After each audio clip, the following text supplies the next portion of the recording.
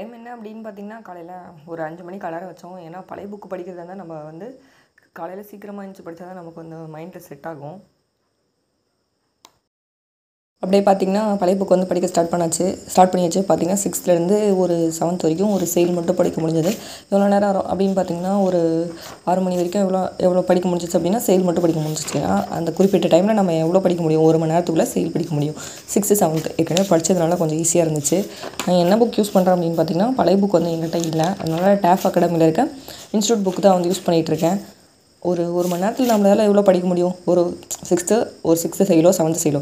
தமிழில் கொஞ்சம் பழைய புக்கில் கம்மியாக தான் இருக்கும். இதில் வந்து வாட் இஸ் வாட் தான் கொடுத்துருப்பாங்க. பாடல் வரிலாம் படிக்கல, சும்மா நூல்வெளினா என்ன அந்த மாதிரி தான் நான் வந்து படித்தேன். பழைய புக்கில் கொஞ்சம் இன்ஃபர்மேஷன் கொஞ்சம் அதிகமாகவே இருக்குது. ஏன்னா பழைய புக்கில் தான் நமக்கு கொஷின்ஸ் வந்து கேட்குறாங்க. அதனால் பழைய புக்கும் நம்ம ஸ்கிப் பண்ணக்கூடாது. தமிழில் 92 ப்ளஸ் போடணும் அப்படின்னா நமக்கு பழைய புக்கு கண்டிப்பாக தெரியணும். பாருங்கள், பாவலீர் பிரிஞ்சதுனா தமிழ் படித்தால் அறம் பெருகும் அப்படின்னு சொல்லி யார் சொல்லியிருப்பாங்க? பாவலீர் பிரிஞ்சதுனா. இதெல்லாம் புது புக்கில் வந்து கொடுத்துருக்க மாட்டாங்க. சரியா? அதனால தான் நம்ம வந்து பழைய புக் படிக்கணும். ஒரு சில பாட்டுலாம் அப்படின்னு பார்த்திங்கன்னா புரியறதுக்கு மட்டும் பாட்டை வந்து படிச்சுக்கோங்க. இப்போ போற்றி போற்றி வந்துச்சுன்னா திருவிக்க கல்யாண சுந்தரம், பண்ணின் ஏற்க வைத்த பண்பினை போற்றி போற்றி, அந்த மாதிரி ஏதாவது ஒரு சில பாட்டுக்கு மட்டும் ஷார்ட்கட் போட்டு படிப்பேன். பாருங்கள், அரசனை குறிக்கும் வேறு பெயர்கள்லாம் கொடுத்துருப்பாங்க. மன்னன். நம்ம என்ன பண்ணுவோம்? அரசனை குறிக்கும் வேறு பெயர்கள்னால் மன்னன் மட்டும் தான் தெரியும். ஆனால் பழைய புக்கில் தான் என்ன கொடுத்துருப்பாங்க அப்படின்னா, மன்னன் வேந்தன் அப்படின்னு சொல்லி கொடுத்துருப்பாங்க. ஓகேவா? அதனால் பழைய புக் கண்டிப்பாக படிக்கணும். படிக்காமல் நம்ம ஸ்கிப்பே பண்ணக்கூடாது. பாருங்கள், தேசிய கவி மகாகவி பாரதியார் பற்றி சொல்லியிருப்பாங்க. அதுக்கப்புறம் இசையமுதியார் பாரதிதாசன், குயில் பொன்னி அவரோட இதில் திருச்சியில் வந்து அவருக்கு பாரதிதாசன் பல்கலைக்கழகம் இருக்கும். இது புது புக்கில் இருக்காது.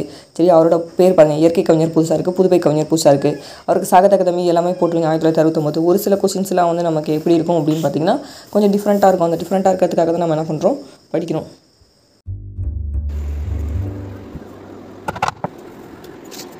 நெக்ஸ்ட் அப்படின்னு பார்த்தீங்கன்னா, நான் கிளாஸ்லாம் போய்ட்டு டைப்ரைட்டிங் கிளாஸ்லாம் போய்ட்டு வரதுக்கு ஒரு 12 மணி ஆயிடுச்சு. சரி, வந்து தூங்கக்கூடாது அப்படின்னு சொல்லிட்டு நான் என்ன பண்ணேன் அப்படின்னா, சரி நேற்று டெஸ்ட் எழுதிட்டு வந்தோம்ல உதயம் பேச்சு, அதனால் என்ன பண்ணலாம், சரி அது எங்கே தப்பு பண்ணியிருக்கோம், என்னென்ன தப்பு பண்ணியிருக்கோம் அப்படின்னு சொல்லி நேற்று ஃபுல்லாகவே நமக்கு பகுதி ஆதார் டெஸ்ட் வந்து கொடுத்துருந்தாங்க. அதனால் சரி என்ன தப்பு பண்ணியிருக்கோம் அதை வந்து நம்ம கரெக்ஷன் பண்ணி பார்க்கலாம் அப்படின்னு சொல்லிட்டு அந்த டைம் வேஸ்ட் பண்ணக்கூடாது அப்படின்னு சொல்லிட்டு ஒரு 1/2 hour என்ன பண்ணலாம் அப்படின்னு பார்த்தீங்கன்னா, ஆன்சர்லாம் குறிச்சிட்டு எங்கே தப்பு பண்ணியிருக்கேன் அப்படின்னு சொல்லி எல்லாத்தையும் ஐடென்டிஃபை பண்ணிவிட்டு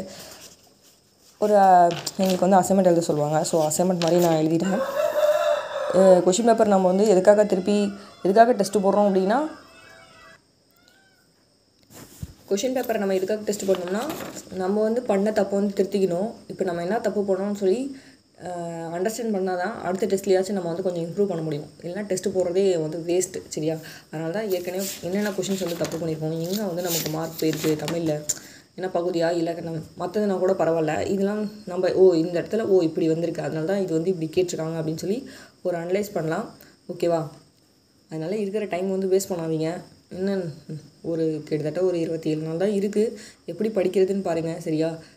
கொஞ்சம் கஷ்டப்பட்டு படிங்க. இந்த ஒரு 28 நாளும் வேறு வழியே இல்லை. நிறைய டெஸ்ட்டு போட்டு பாருங்கள். டெஸ்ட்டு போட்டு பார்த்தீங்கன்னா தான் உங்களுக்கு வந்து நீங்கள் எங்கே தப்பு பண்ணுறீங்க, தமிழில் நமக்கு இவ்வளோ மார்க் தான் வருது, நம்ம இன்னும் இவ்வளோ படிக்கணும் அப்படின்னு சொல்லி உங்களுக்கு ஒரு ஐடியா வந்து கிடைக்கும். சரியா?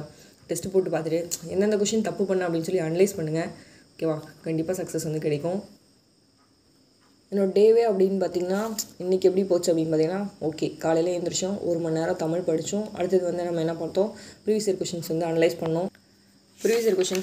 பண்ணோம். அசைன்மெண்ட் என்ன கேட்டாங்க அப்படின்னு சொல்லி எழுதணும். ஓகேவா?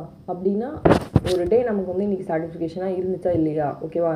அப்படின்னு சொல்லி நீங்கள் தான் உங்கள் டே வந்து நீங்கள் தான் முடிவு எடுத்துக்கணும். இன்றைக்கி இதெல்லாம் படிக்க போகிறோம் அப்படின்னு சொல்லி நேற்றே நீங்கள் வந்து பிளான் போட்டுடணும். அப்படின்னா தான் நம்மளால் வந்து படிக்க முடியும். ஓகேவா? தடைகளை உடைத்து படிக்கணும். வேறு வழியே கிடையாது. ஓகேவா? 28 நாள் கஷ்டப்பட்டால் தான் நம்ம குரூப் 2 இலக்கை வந்து அடைய முடியும். ஓகேப்பா, இந்த வீடியோ உங்களுக்கு பயனுள்ளதாக இருக்குன்னு நினைக்கிறேன். சும்மா என்னோட ஷார்ட்